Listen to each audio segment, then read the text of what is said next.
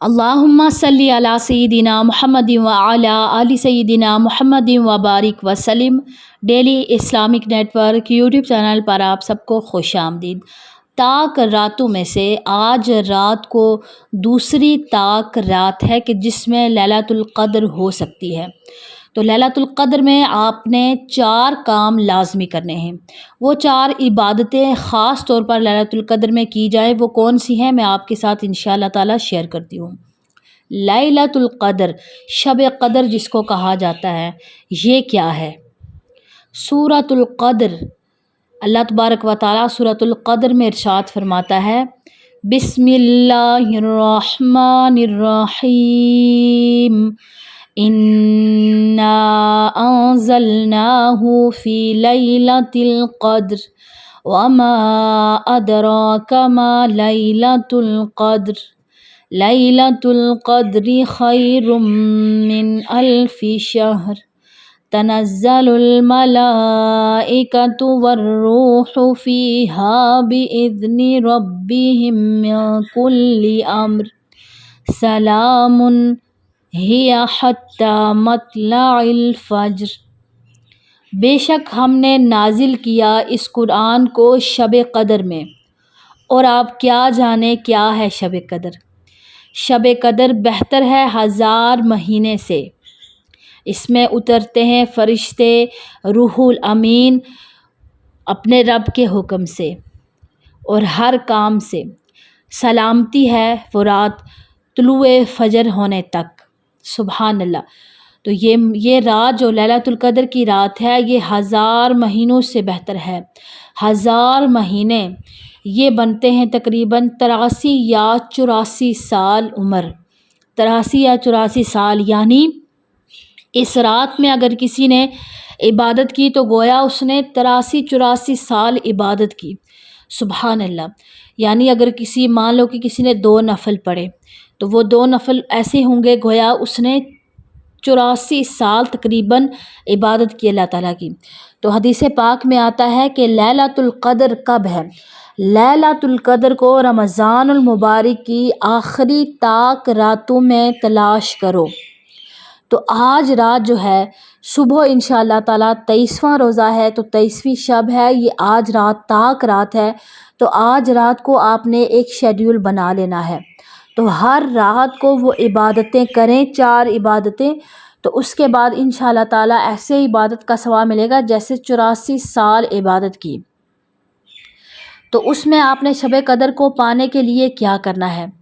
تو شب قدر کو خاص لوگ ہی پاتے ہیں، اور شب قدر میں اللہ تعالیٰ اس انسان کی مغفرت فرما دیتا ہے جو شب قدر کو پا لیتا ہے۔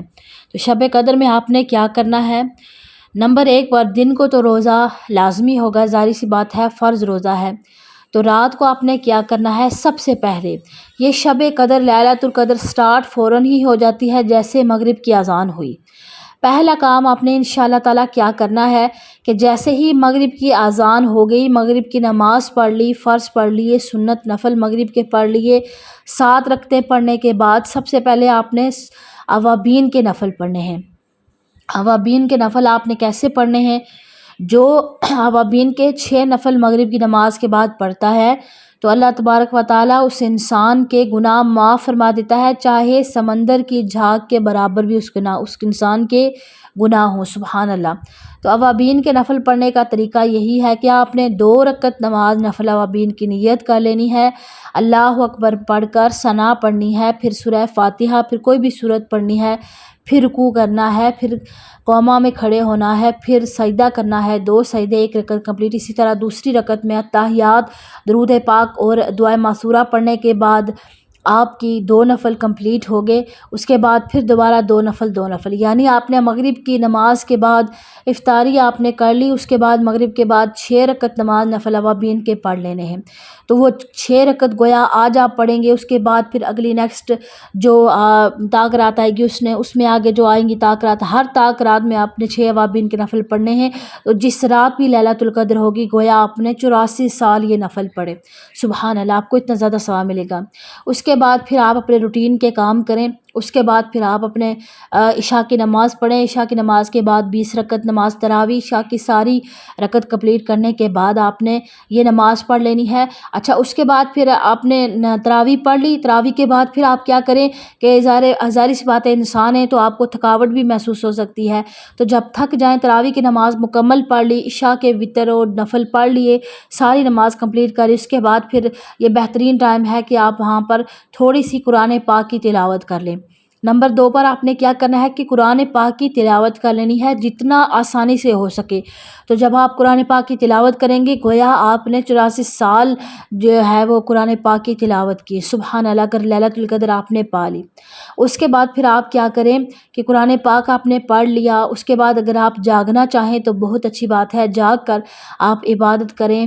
جب آپ تھک جائیں تو پھر آپ کیا کریں کہ کلمہ پڑھیں، درود پاک، ذکر و اذکار کی کثرت کریں، اور اس کے بعد پھر آپ استغفار کی کثرت کریں، یعنی تسبیحات پڑھیں۔ اس کے بعد پھر آپ احادیث کی کتب بھی پڑھ سکتی ہیں اسلامی بہنیں خاص طور پر۔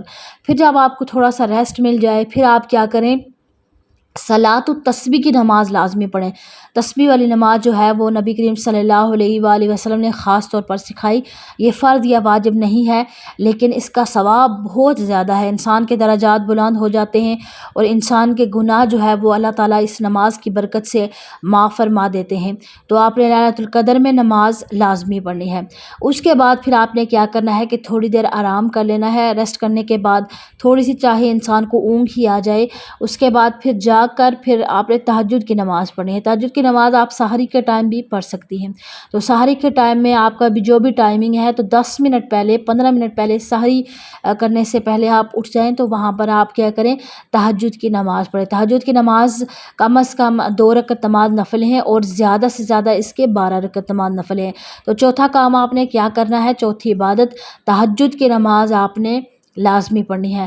تو یہ لیلۃ القدر یہ اس وقت تک ہوگی جب تک طلوع فجر نہیں ہو جاتی، یعنی طلوع فجر ہو گئی، فجر کی اذان ہو گئی تو پھر یہ لیلۃ القدر جو ہے اس کا ٹائم ختم ہو جاتا ہے۔ اس سے پہلے پہلے یہ 4 عبادتیں، اب آپ نے کیا کرنا ہے کہ ان 4 عبادتوں کو آپ نے مخصوص کر لینا ہے اور لازمی اس کو آپ نے شیڈیول بنا لینا ہے، سوچنا ہے، کیونکہ سوچتے ہیں ہم کہ ہم عبادت کریں گے لیکن ہم نے ذہن نہیں بنایا ہوتا ہے کہ ہم کیا پڑھیں گے کیا نہیں پڑھیں گے، پھر کچھ پڑھنے ہوتا ہے کچھ نہیں پڑھنے ہوتا۔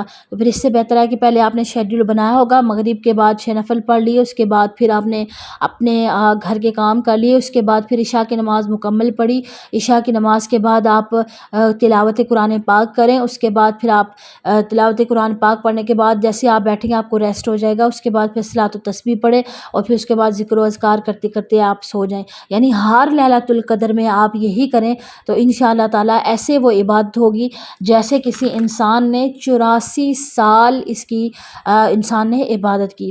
یہ خاص تحفہ ہے انسانوں کے لیے اللہ تبارک و تعالیٰ کی طرف سے۔ اچھا کچھ لوگ کیا کرتے ہیں کہ 27ویں شب کو بہت زیادہ عبادت کرتے ہیں، یعنی دن کو 26واں روزہ تھا تو مغرب کی نماز، یہ بھی بہت اچھا ہے، اس دن بھی خاص طور پر عبادت ضرور کرنی چاہیے، وہ بھی طاق رات ہے، ہو سکتی ہے وہ بھی لیلۃ القدر، لیکن باقی جو چاند جو طاق راتیں ہیں ان میں بھی کیا کریں کہ عبادتیں کریں۔ ایک تو لیلۃ القدر کا ثواب، دوسرا جو نوافل بھی اس کا ثواب بھی فرضوں کے برابر ہو جاتا ہے رمضان المبارک میں، تو آپ کیا کریں کہ اس میں ضرور انشاءاللہ تعالیٰ عبادت کا خاص طور پر اہتمام کریں۔ مجھے امید ہے کہ آج کی ویڈیو آپ کو سمجھ میں آ گئی ہوگی۔ اچھا ایک بات کہ اس رات کو آپ نے کیا کرنا ہے کہ کچھ نہ کچھ آپ نے صدقہ لازمی کر لینا ہے، چاہے وہ رقم کی صورت میں ہو، چاہے وہ کھانے کی صورت میں ہو، چاہے وہ کسی بھی صورت میں ہو، آپ نے کیا کرنا ہے کہ صدقہ لازمی کر لینا ہے۔ وہ ایسے ہوگا جیسے آپ نے 84 سال صدقہ کیا، آپ کو اس کا ثواب ملے گا بہت زیادہ انشاءاللہ تبارک و تعالیٰ۔ اگر ویڈیو اچھی لگے تو اس کو لائک اور شیئر کرنا مت بھولیے گا۔ السلام علیکم ورحمۃ اللہ وبرکاتہ۔